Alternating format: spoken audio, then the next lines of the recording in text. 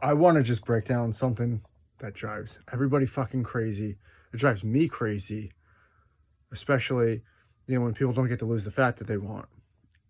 Here's the basics of it, okay? Is these are potatoes.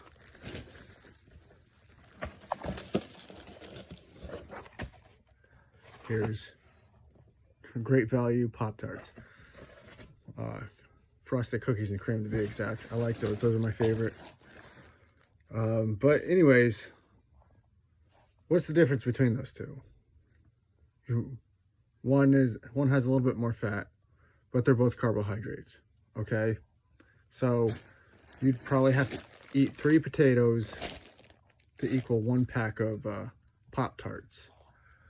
So here's the difference. Okay, one is going to probably fill you up a little bit more. The other one, not so much. All right. But here's where, you got to make a choice. Yes, you can have the potatoes and it's going to fill you up a little bit more.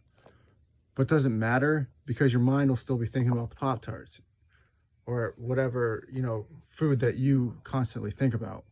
So it don't matter how many potatoes you have.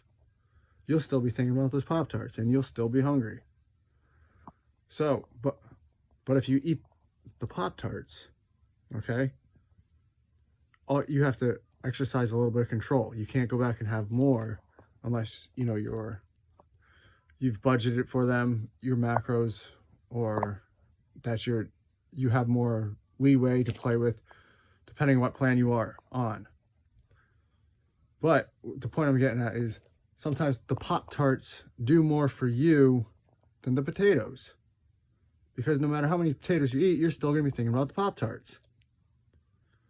And then next thing you know, you can't stop thinking about the Pop-Tarts. And then, fuck it, all discipline, all self-preservation goes, or not self-preservation, all reason and accountability go out the window. Your emotion comes more into play, and you're like, fuck it, I'd rather just binge on the fucking Pop-Tarts than, because that's all I've been focused on all day. So sometimes the food that is deemed, non-fat loss is actually the fat loss foods that you need. Because I eat every fucking before I work out every day. That's my routine. I love that shit. And the Pop-Tarts make my diet so less boring. So where I can exercise control and I can allocate to macros and whatever I need to sustain the fat loss and the body that I have now.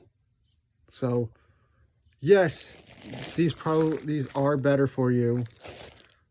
Of course they are.